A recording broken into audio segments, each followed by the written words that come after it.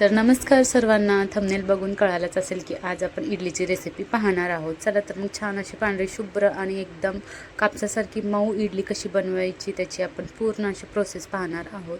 आणि खूप इझी आहे, एकदम सिंपल. प्रत्येकाला तर इडली मस्त बनवताच येते, पण याच्यामध्ये जर जो इन्ग्रेडियंट्स मी सांगितला आहे तो जर घातला तर अगदी छान, एकदम परफेक्ट आणि कधीच एवढी मऊ झाली नसेल अशी इडली मऊ होते. चला तर मग इकडे मी साधा तांदूळ घेतलेला आहे, आपलं रेशनचं 2 वाटी. जर तुम्ही चांगलंवालं जे नेहमी आपण भात वगैरे खातो ते तांदूळ जरी वापरलं तरी चालतं, पण रेशनचं तांदूळ आणि इडली खरंच खूप छान होते. हे तांदूळ छान स्वच्छ करून घेतलेलेच आहेत. आणि त्यानंतर 2 वाटी तांदूळ आणि त्याच्यामध्ये मी 1 वाटी उडदाची डाळ घालते. आणि नेहमी मी असंच भिजवते, वेगवेगळं कधीच त्याला भिजवत नाही.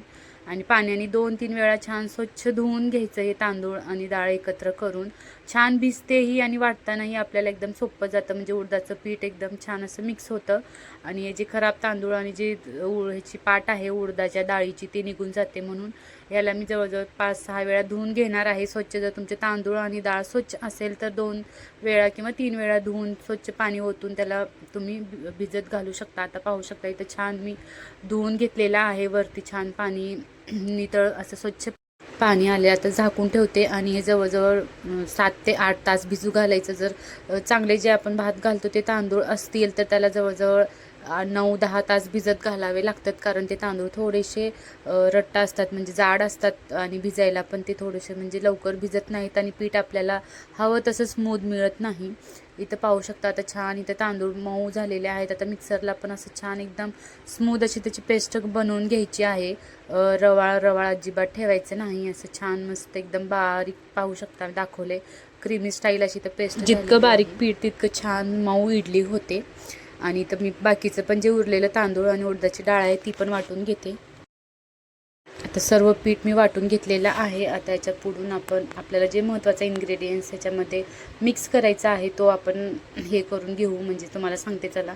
आता इथं हे काही जण म्हणतात की डाळ तांदूळ जेव्हा आपण भिजवतो तेव्हाच हे पोहे पण भिजत घालायचे, पण तसं करायचं नाही अजिबात. तसं केल्यानंतर एकदम खूप चिकट इडली होते आणि पोहे जास्तच भिजवून जातात.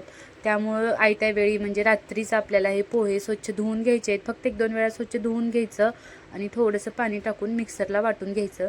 जर सोबत भिजू घातलं ना तर खूपच म्हणजे पोहे भिजून जातात, एकदम ते वेगळंच होतं. तेही मी करून पाहिलं, पण अशा पद्धतीनं जेव्हा केव्हा केलं तेव्हा इडली खरंच खूप एकदम मऊसूत होते.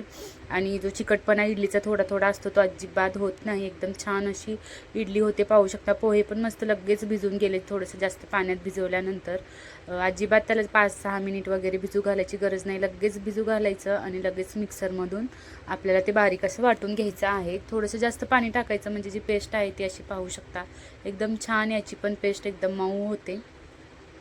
आणि एकदम पाहू शकता अजिबात पोहे म्हणजे जाडसर झालेले नाहीत, एकदम मऊसूत असे पोहे तर मी वाटून घेतलेले आहेत.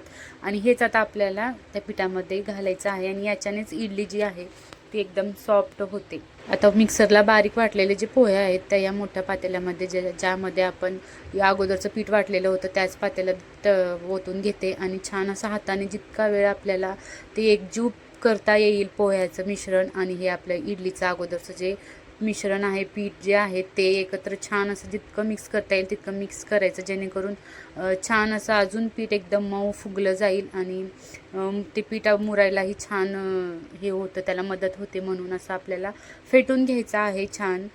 जवळजवळ एक 5 मिनिटही जरी फेटलं तरी पण चालतं, जोपर्यंत हे पीठ व्यवस्थित असं पाहू शकता एकदम मिक्स होत नाही, पोहे या पिठामध्ये विरघळून जात नाहीत छान असे, तोपर्यंत आपल्याला हे पीठ जे आहे ते असं फेटून घ्यायचं आहे. आणि फेटल्यानंतर पीठ जास्तीत जास्त हलकं होतं आणि जास्त छान फुगलं पण जातं पीठ.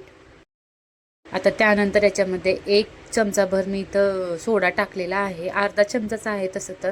वातावरणावरही असते, इथं थोडंसं वातावरण गरम असतं त्यामुळे मी कमीच सोडा टाकते. सहसा उन्हाळ्यात तर सोडा टाकायची अजिबात गरज लागत नाही, पण गावाकडचं किंवा कुठलं वातावरण अगदी थंडगार असतं आणि तिथे सोडा टाकल्याशिवाय इडली फुगतच नाही अजिबात. त्यामुळे सोडा आवर्जून मी इथं आज टाकलेला आहे, कारण थंडीचे दिवस, पाऊस पण आहे आणि बाहेर वातावरण थंड आहे. असं छान झाकून ठेवलेलं आहे. आणि आता सकाळी पाहू शकता उघडून मस्त असं पीठ फुगलेलं आहे छान एकदम जाळीदार. खरंच खूप छान पीठ फुगतं पण. आणि पोहे टाकल्यानंतर तुम्ही नक्की ही रेसिपी ट्राय करून पहा आणि एक वेगळाच तुम्हाला अनुभव येईल इडली बनवण्याचा. आणि मी छान मस्त फेटून परत एक अर्ध्या तासासाठी असं त्याला झाकण लावून ठेवलं होतं आणि पाहू शकता परत खूप छान पीठ फुगलेलं आहे एकदम छान. आणि पिठाची कधी जी आपण म्हणजे हे ठेवतो ना, पीठ जास्त पातळ करायचं नाही, जसं मी दाखवले आहे व्हिडिओमध्ये. घट्ट असंच पीठ इडलीचं बनवायचं जेणेकरून छान इडली फुगली जाते आणि अजिबात पातळ होत नाही किंवा कच्ची आतून राहत नाही. एकदम परफेक्ट असं हे इडलीचं पीठ बनतं. आता चला तर मग मी माझ्याकडे इडलीचा साधाच भांडं आहे, त्याच्यामध्येच मी आता इडली भरून घेतलेले आहे. आणि थोडंसं असं टॅप म्हणजे हे करायचं जेणेकरून जी हवा आहे ती बाहेर जाईल आणि इडली छान अशी हे होते. आणि जे पाणी आहे ते इडली पात्रामधलं आपण अगोदरच थोडंसं छान कडक गरम करून घ्यायचं. जर उकळी जरी आली तरी चालतं. छान असं एकदम वाफ लागली जाते आणि इडली छान अशी फुगते. त्यामुळं छान असं आपल्याला आता पाणी जे आहे ते गरम झालेलं आहे. एक एक सर्व करून ठेवते आणि झाकण लावून याला आपल्याला आता 10 ते 15 मिनिटात इडली लगेच शिजते. थोडंसं मीडियम फ्लेमवर ठेवून छान अशा इडल्या वाफवून घेतलेल्या आहेत. एकदम मस्त अजिबात हाताला न चिकटणाऱ्या आणि ह्याला भांड्याला सुद्धा चिकटणार नाही अशी इडली इकडं तयार झालेली आहे. मस्त सर्वच इडल्या आता मी काढून घेते आणि थोडा वेळ 5 मिनिट जे वाफ आहे ते जाईपर्यंत थोडंसं आपल्या त्याला थंड करून घ्यायचं. मग छान ती इडली जी आहे ती व्यवस्थित निघायला मदत होते. आणि इथं मी आता छान हे करून इडल्या काढून घेते. कार चमचा असेल ना तर चमच्यानेही खूप छान इडली म्हणजे आपल्याला व्यवस्थित काढता येतं. चाकूने पण मी तुम्हाला पुढे काढूनच दाखवणार आहे. आणि इथं पाहू शकता एकदम छान अशी इडली झालेली आहे मस्त. आता मी इकडे चाकूने पण काढते. चाकूने छान अशा जे कडा आहेत व्यवस्थित निघतात आणि छान अशी इडली इथं पाहू शकता अजिबात चिकटलेली नाही आणि जाळीदार अशी इडली इकडं आपली तयार झालेली आहे. एकदम मस्त असं पाहू शकता.